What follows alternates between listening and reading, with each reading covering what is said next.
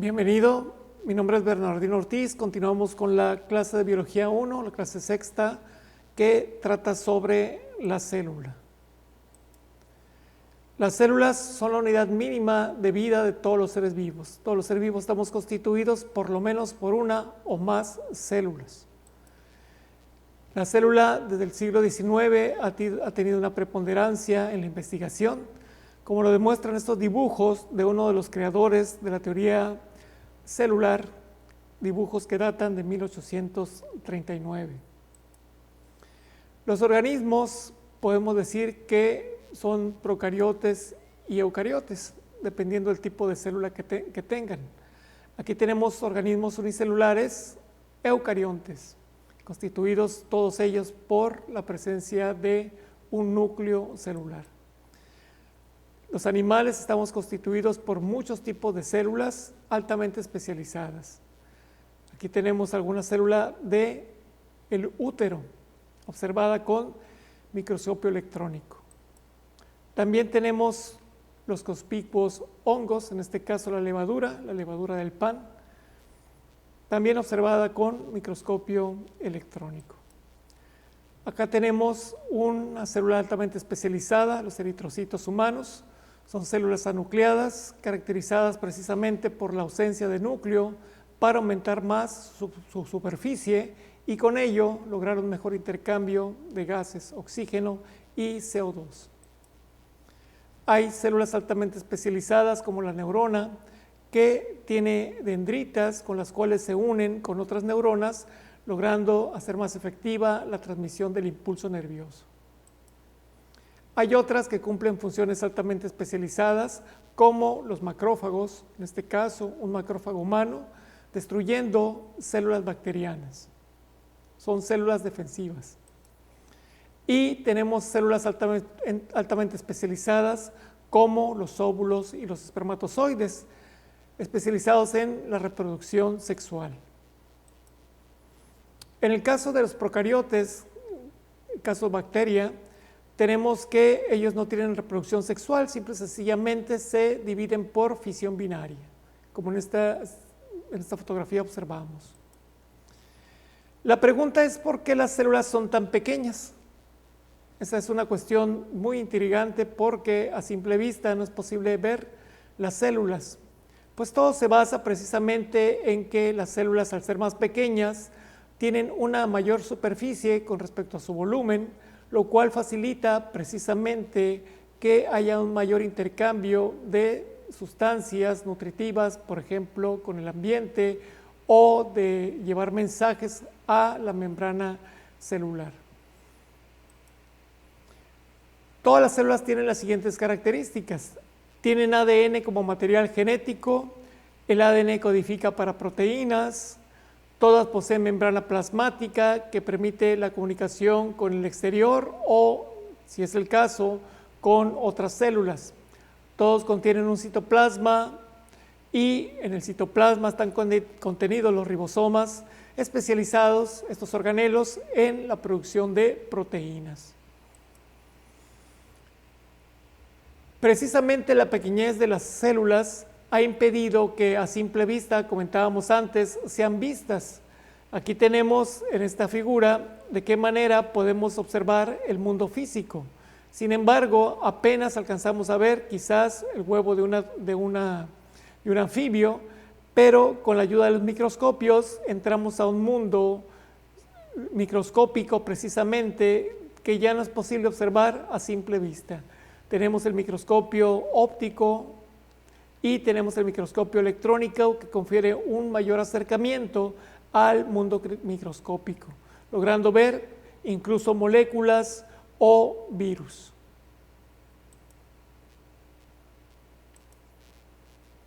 Precisamente el microscopio ha sido una importante herramienta para la investigación del mundo de las células.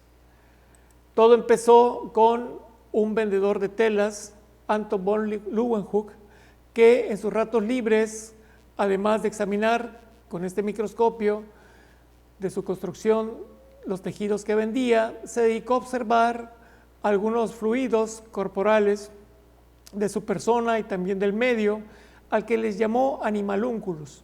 Aquí tenemos algunos dibujos originales hechos por él de espermatozoides. Sin embargo, el microscopio ha tenido una evolución desde aquel microscopio simple de Leeuwenhoek hasta el microscopio de efecto túnel inventado en los años 80, que es capaz incluso de observar átomos. En este caso, vale decir que los átomos no tienen color, sino que el color es conferido por una computadora para que nosotros podamos apreciar mejor la estructura atómica. El microscopio más sencillo utilizado en la medicina moderna y en la biología moderna es el microscopio de campo claro. Es de los más económicos y pues básicamente es una serie de lentes que hacen pasar la luz a través del objeto que se va a observar. El objeto puede o no estar teñido, sin embargo se recomienda que esté teñido porque precisamente se ven mejor las estructuras internas. La imagen que estamos viendo aquí precisamente representa una célula o células de la mejilla humana. Hay microscopios más sofisticados como este de contraste de fases que detecta pequeñas variaciones presentes dentro de la célula que permite al investigador evidenciar estructuras submicroscópicas. Acá estamos viendo precisamente una imagen a color de una toma con microscopio de contraste de fases. El microscopio de fluorescencia, por su lado, es mucho más sofisticado. Utiliza sondas moleculares que tiñen las estructuras interiores de la célula. Esto en sí mismo no tiene color las células, sino que estos compuestos fluorescentes son observados por medio de luz ultravioleta y precisamente la excitación con la luz UV excita el pigmento y lo hace fluorecer. Aquí estamos viendo precisamente la utilización de estas sondas para observar un cariotipo humano. Tiene mucha utilidad con fines de diagnóstico esta herramienta. Un microscopio más avanzado es el confocal, que permite ver subestructuras celulares con mayor resolución. Precisamente estamos viendo acá arriba uno con el microscopio de fluorescencia y acá un mayor detalle con el microscopio confocal.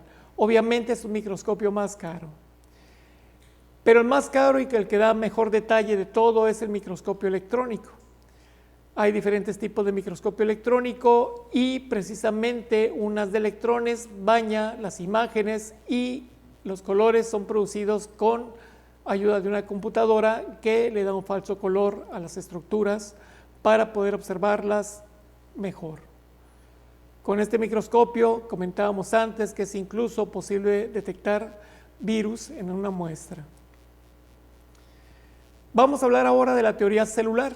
La teoría celular precisamente trata de establecer los fundamentos del por qué es importante la célula para los seres vivos. La teoría celular no fue propuesta por Leeuwenhoek o Hooke, fue propuesta en el siglo XIX, pero Leeuwenhoek se acredita como el descubridor de las células, aunque Robert Hooke es quien le da el nombre de célula precisamente al evocarle las celdas que ocupaban los monjes en sus monasterios. La teoría celular establece lo siguiente: todos los seres vivos están compuestos por lo menos por una o más células.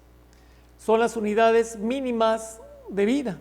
Si se parte una célula, pues obtenemos sus constituyentes, pero difícilmente podemos decir que está vivo ese organismo. Y el tercer postulado establece que toda célula proviene siempre de otra célula. Ahora la pregunta es: ¿por qué costó tanto trabajo aceptar esta teoría? Pues la respuesta es simple, básicamente porque son muy pequeñas las células. Y en el siglo XIX les costó trabajo a los científicos tratar de entender que algo tan pequeño podía tener tanta importancia para organismos tan complejos como el ser humano. Y eso nos lleva a otra pregunta: si son tan pequeñas, ¿cuántas células tiene un organismo? Pues la pregunta es difícil de contestar porque va a depender del tipo de organismo y también del estadio de desarrollo del mismo. No es lo mismo una bacteria constituida por una célula que una ballena azul. Sin embargo, aquí tenemos precisamente que una de las teorías más en boga sobre el origen del cáncer es la teoría clonal. ¿Qué significa esto? Que muy probablemente el cáncer se origina por el fallo de una célula que comienza a dividirse de manera rápida, perdiendo rápidamente su función.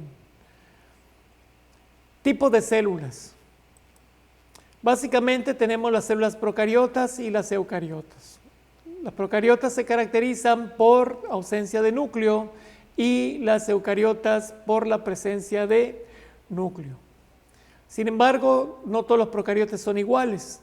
A partir de los años 80, Carl Woese estableció que las bacterias no eran todas iguales y estableció 3 dominios: un dominio bacteria, otro dominio para arquea y un tercer dominio para eucaria. Sin embargo, estos 2 organismos son microscópicos y tienen algunas cosas en común y algunas cosas que las diferencian según el criterio de Woese. En los humanos, las bacterias están presentes por doquier.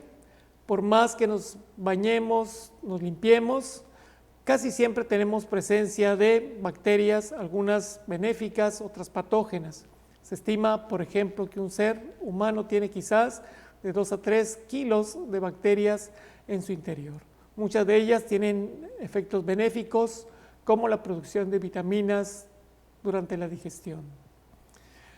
Las características de la célula procariota es que no tienen núcleo, son más pequeñas y precisamente tienen un tamaño del orden de micras.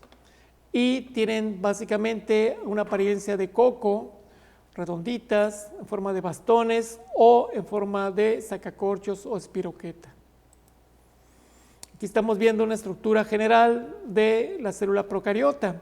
Cabe destacar aquí la presencia de la cápsula y la pared celular vinculados con la acción patogénica de algunas bacterias y también la acción que tienen algunos antibióticos sobre la formación de esta pared. El flagelo es utilizado para el desplazamiento de la bacteria y ellas no tienen reproducción sexual. Básicamente, ocasionalmente intercambian material genético en este fenómeno llamado conjugación bacteriana. La célula eucariota, por su parte, decíamos que está caracterizado por la presencia de un núcleo y otros organelos de los cuales no hablaremos en esta ocasión.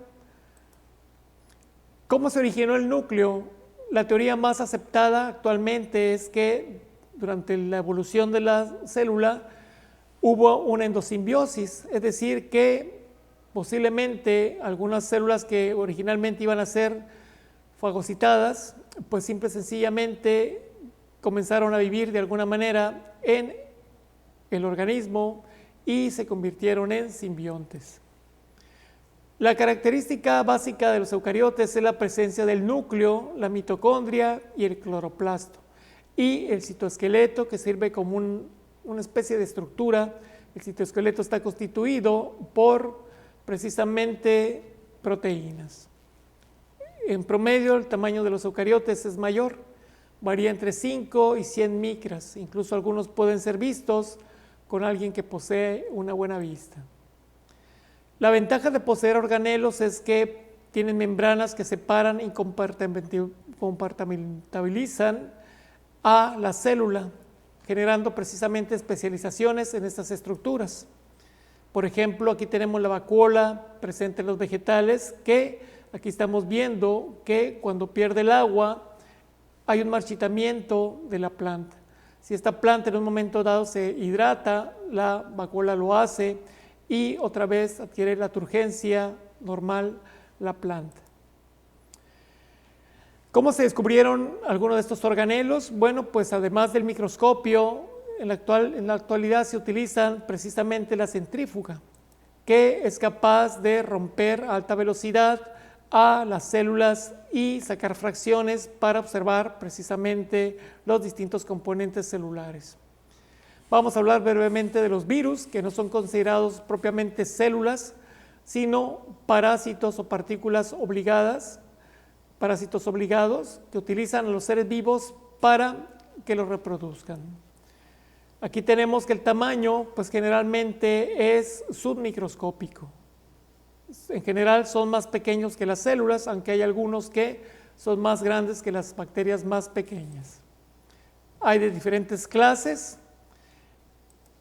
Y aquí tenemos, por ejemplo, el caso del virus VIH, que afecta a las células humanas, los linfocitos T. Estamos viendo cómo viene la infección y posteriormente viene la emergencia de los nuevos virones a partir de la célula infectada. ¿Cómo son estudiados los virus? Pues básicamente una de las técnicas muy utilizadas es virus cultivados en embriones de pollo. Por mi parte viene siendo todo. Muchas gracias. Cualquier duda lo vemos próximamente. Gracias.